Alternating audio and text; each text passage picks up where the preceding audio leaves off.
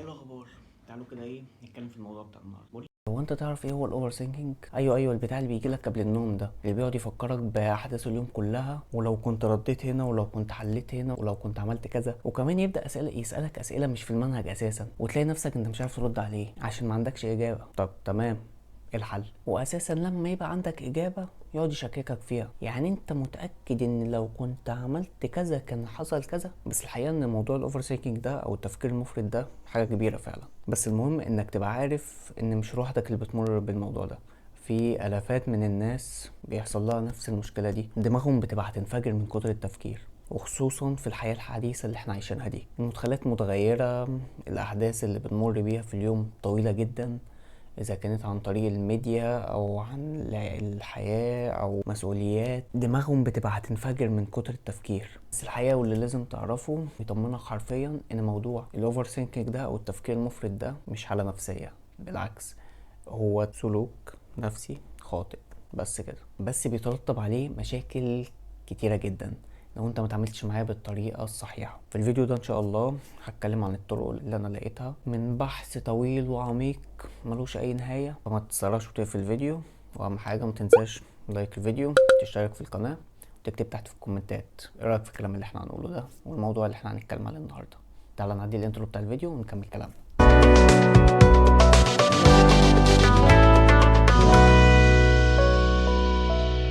الجزء الرئيسي في الموضوع مقسوم لجزئين. اول جزء منه بيكون مرتبط بحواسك عشان تدخلك معلومات مش صحيحة او معلومات سلبية، اذا كانت عن طريق الاخبار اللي بتجيلك من الناس اللي بتشوفها وبتقعد معاها، والحل انك لازم توقفها عند حدها، تديها ستوب كده. اذا كان عن طريق الميديا، عن طريق التلفزيون، او حتى الناس اللي انت بتقعد معاهم وبتقضي معاهم وقت طويل. لان خلينا متفقين ان التفكير الزيادة في الحاجات الكويسة أو الحاجات الإيجابية ليك أو اللي أنت بتحبها مش هتشتكي منها، بس التفكير في الحاجات السلبية أو الحاجات اللي أذتك نفسيا بتستهلكك بطريقة انت مش هتحبها. ده اول حاجة. اما تاني حاجة وهي الرياضة ثم رياضة ثم رياضة.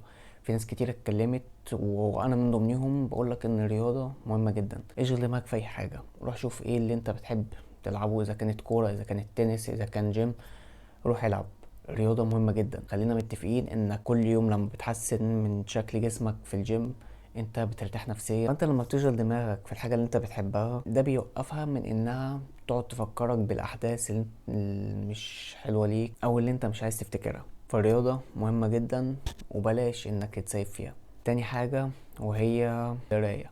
اتكلمت كتير قوي في فيديوهات كتيرة قوي عن القراية، والجيل بتاعنا ده اساسا والفترة بتاعتنا دي اشك ان في حد بيمسك كتاب وبيقراه. هتقول لي طب انا هنزله بي دي اف، هقول لك اصلا انت لو نزلته بي دي اف انت مش هتفتكره. والكلام ده انا قلته في فيديوهات كتيره جدا من ضمن الخمس فيديوهات اللي انا نزلتهم. ماشي يا شكرا، اتفضل. فخلينا متفقين انك زي ما الرياضة مهمة وهتشغل دماغك، زي ما القراية مهمة وهتشغل دماغك. في الأول بيبقى الموضوع أنا عارف تقيل عليك وإنك أصلا بتصدق لما بتبص لغلاف الكتاب، بس إنك لما تقرا صفحتين أساسا من الرواية اللي هتقراها أو أيا كان الكتاب اللي أنت هتقراه، أنت بيبقى عندك فضول تعرف إيه اللي هيحصل في الصفحة اللي بعد كده. فزي ما الرياضة مهمة زي ما القراية مهمة، بلاش تدي حاجة أهميتها عن الحاجة التانية. اقرا أي حاجة قدامك، امسك أي كتاب اقعد اقرا فيه. اما تالت حاجة في انك تقتل الملل. خلينا متفقين ان في الحاجتين اللي انا ذكرتهم قبل كده مجمعين انك تقتل الملل، انك تشغل دماغك بحاجة غير الحاجة اللي هو عايز يشغل نفسه فيها. انت لما تقضي يومك كله على بعضه جيم، بعد كده قراية، بعد كده مذاكرة، انت دماغك ما بتبقاش عارفة اذا كانت تركز في الحاجات اللي انت بتعملها دي ولا تركز انها تعكنن عليك من الاخر. فانت لما بتشغلها بالحاجات اللي انا ذكرتها لك دي هي تلقائي من نفسها هتبدأ انها تعمل ريستارت كده لنفسها. لا، في واحد اتنين تلاتة هو بيعمل ايه، الموضوع ده جديد عليا. فتبدأ انها تركز على اللي انت بتعمله، تحاول انها تشغل دماغك بحاجات جديدة زي التمرينة اللي جاية انا هعمل فيها ايه، لا انا لازم اكون احسن من التمرينة اللي فاتت. انت قريت مثلا جزء من الكتاب ده، طب تعالى نقرا الجزء التاني نشوف هو ايه اللي حصل فيه. هتبدأ تشغلك بحاجات مفيدة ليك وإيجابية ليك أكتر ما إنها هتبدأ تشغلك بحاجات أنت مش عايز تفتكرها أو مواقف أنت مش بتحاول تتهرب منها أو إنك تمسحها أساسا من دماغك خالص. فدول هما دول أهم 3 حاجات لازم تركز فيهم.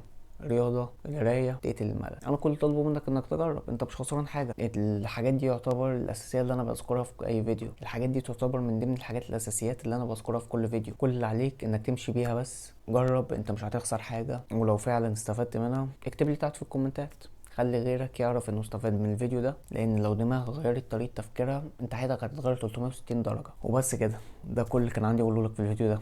لو عجبك الفيديو وعجبك المحتوى ما تنساش لايك الفيديو، تشترك في القناه، تكتب لي تحت في الكومنتات ايه رايك في موضوع النهارده، وتروح تتفرج على الفيديوهات اللي فاتت وتستنى الفيديوهات الجايه عشان في عظمه هتنزل على القناه قريب ان شاء الله.